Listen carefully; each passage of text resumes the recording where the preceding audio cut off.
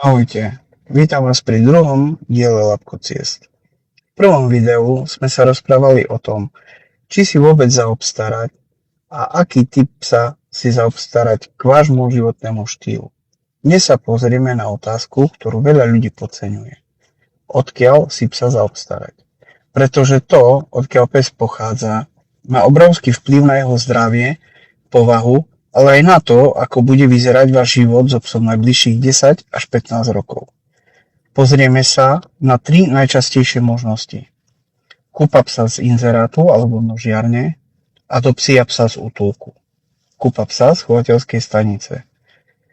Hovorím to ako bežný majiteľ psa, nie ako odborník, a môžeme začať tou najproblematickejšou možnosťou. Kúpa psa z množiarne. Často maskovaná ako domáci chov na inzertných portáloch. Množiareň je miesto, kde sa psi rozmnožujú hlavne za účelom zisku, bez ohľadu na ich zdravie, pohodu či budúcnosť šteniat. Výhody: nízka cena. Áno, pes je lacný, ale často len na začiatku.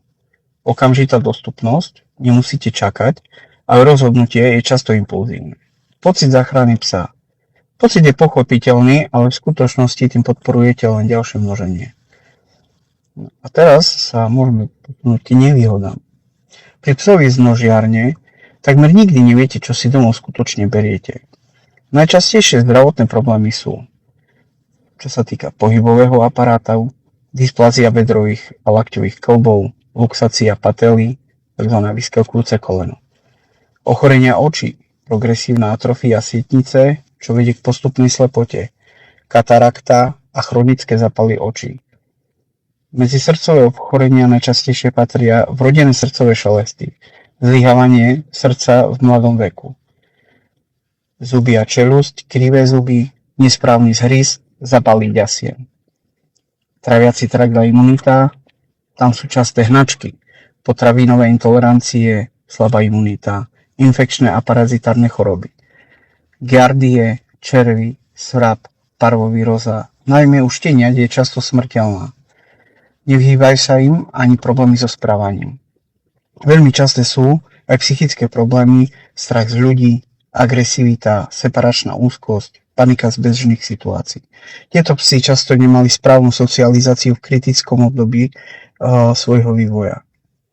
Čo sa týka právneho hľadiska, množiarne nie sú problém len z morálneho hľadiska. Na Slovensku ide aj o porušovanie zákona. Najčastejšie sú porušované zákon číslo 39 z roku 2007 o veterinárnej starostlivosti, ktorý sa týka povinností chovateľa, registrácie chovov a zdravotnej starostlivosti, a zákon číslo 377 z roku 2012 o ochrane zvierat proti týraniu. Zákaz týrania, zanedbávania a nevhodných podmienok chovu. V praxi to znamená nelegálny chov, zlé podmienky, súky využívané len na rodenie šteniat. Kúpou psa z množiarne, tento systém priamo podporujete. Pes z množiarne nie je lacný pes. Je to riziko zdravotné, psychické aj finančné. To, čo ušetríte pri kúpe, môžete mnohonásobne zaplatiť neskôr a nie vždy sa dá všetko napraviť.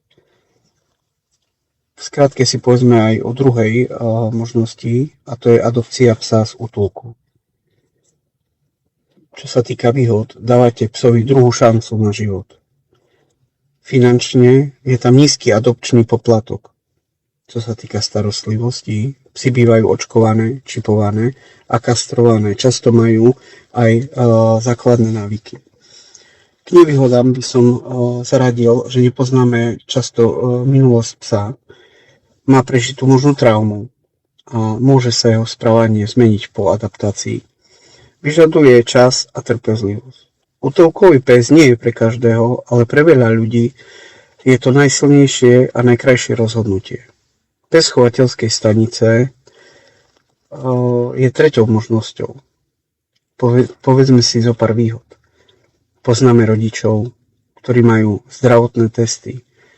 Takisto je predvídateľnejšia povaha psa, dobrý štart do života, podpora chovateľa. Tu, keďže chov psíkov nie je úplne najlacnejšia záležitosť, tak je super, keď môžu finančné prostriedky, ktoré chovateľia na tom ako zarobia, investovať do budúcnosti psíkov. Nevýhody. vyššia cena, čakacia doba, nutnosť vybrať si poctivého chovateľa. Tu by som trošku možno pri tejto téme ostal. Čo sa týka chovateľov, treba si dať pozor na to, že dobrý chovateľ nie každému predá štenia. Pokiaľ chovateľ si určí, že váš životný štýl nie je vhodný pre konkrétny typ psa, vám ho nemusí predať. Alebo podmienky, v ktorých ten pes bude. Podobne. Na záver, neexistuje jedno správne riešenie pre všetkých. Existuje len zodpovedné a nezodpovedné rozhodnutie. Pes nie je vec ani darček. Je to živá bytosť a záväzok na mnoho rokov. Ak sa vám video páčilo, dajte like, odber a napíšte mi do komentárov, odkiaľ pochádza váš pes a aké máte skúsenosti.